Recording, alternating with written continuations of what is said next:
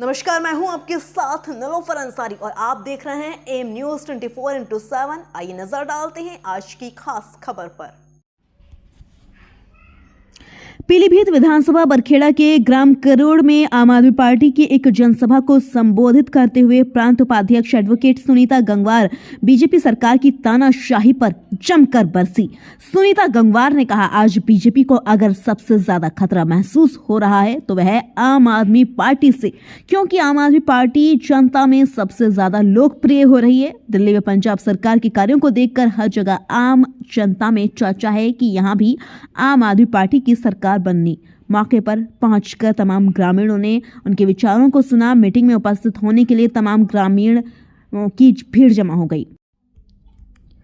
भाजपा सरकार आम आदमी पार्टी के शीर्ष नेताओं को एक एक करके जेल भेजने का काम कर रही है। अब उसमें आम आदमी पार्टी को खत्म करने के लिए अरविंद केजरीवाल पर निशाना साधा है, लेकिन अरविंद केजरीवाल दिल्ली की जनता के दिल में बसते हैं। दिल्ली की जनता ने चेतावनी दी है कि अगर मोदी सरकार दिल्ली के चहीते मुख्यमंत्री अरविंद केजरीवाल को जेल में भेजने का काम करती है तो दिल्ली की जनता शांत नहीं बैठेगी।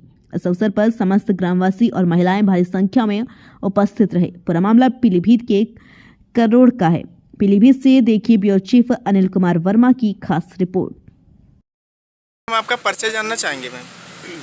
मेरा नाम है एडवोकेट सुनीता गंगवार। मैं रुहेलखंड प्रांत की उपाध्यक्ष हूँ व पीलीभीत की आम आदमी पार्टी की प्रभारी भी हूँ और पैनी नज़र संस्था। जी, मतलब आज ये मीटिंग का आयोजन किया गया है, क्या कहना चाहेंगे इसके लेकर आप? देखिए, ये एक पार्टी का जागरूकता अभियान चल रहा है जो हमारे राज्यसभा सांसद माननीय संजय सिंह को ईडी द्वारा गिरफ्तार करवा के उन्हें बेकसूर जेल भेजा गया है मोदी सरकार की तानाशाही के तहत। तो इसके लिए हम जनता के बीच जा रहे हैं, जनता की अदालत में जा रहे हैं, क्योंकि हमारे देश का सिस्टम अब काम ही नहीं कर रहा है।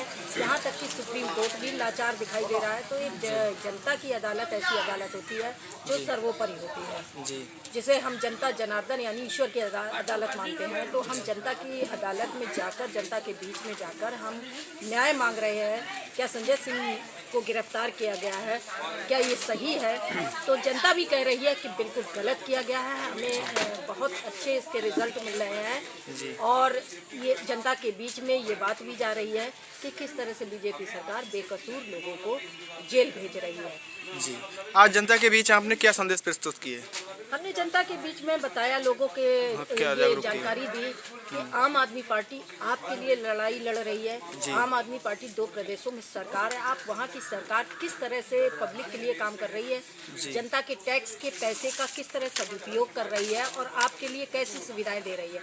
क्या वो सुविधाएं आपको दूसरे राज्यों में मिल रही हैं जहाँ पर बीजेपी सरकार है? तो जनता ने कहा नहीं मिल रही है। तो जनता का रुझान तेजी से आम आदमी पार्टी के प्रति बढ़ रहा है। और दूसरी तरफ है कि जिस तरह से हमारे प्रधानमंत्री जी तानाशाह प्रधानमंत्री बन चुके हैं और जो भी उनके खिलाफ बोलेगा वो जेल जाएगा। एक ये चीज हमें जनता के बीच में रखनी है और रख रहे हैं और जनता उस चीज को मान भी रही है। कह रही है हाँ, आज की डेट में कोई बीजेपी के खिलाफ बोल जाए तो बस वो जेल जाने की तैयारी करे। इस चीज को जनता समझ रही है और जनता महसूस कर रही है और जनता इससे छुटकारा चाहती है। आज वोटों की गिनती जो चल रही है उस पर क्या कहेंगे? आज वोटों की जो गिनती, जैसा कि हमेशा से होता आया है, सबको पहले पता रहता है कि वोट जनता किसी को भी दे, जीतना बीजेपी को हो, वही चीज सामने आई है।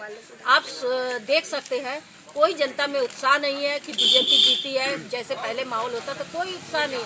सबको पता है ये तो होना ही था। हर आदमी के मुंह पे एक ही बात है, ये तो होना ही था, क्योंकि ये चुनाव परिणाम जो बदले जा रहे हैं वो ईवीएम के द्वारा बदले जा रहे हैं।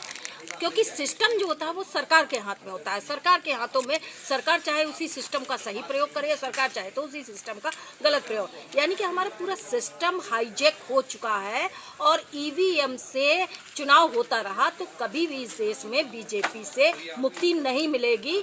अब इसके लिए जनता के पास और विपक्षी पार्टियों के पास एक ही रास्ता है कि सड़कों पर निकलना होगा। अब ईवीएम से 2024 का चुनाव नहीं, बैलेट से करवाना होगा। तब तो इस देश में चुनाव लड़ना चाहिए, तब तो इस देश में वो लोकतंत्र बचेगा।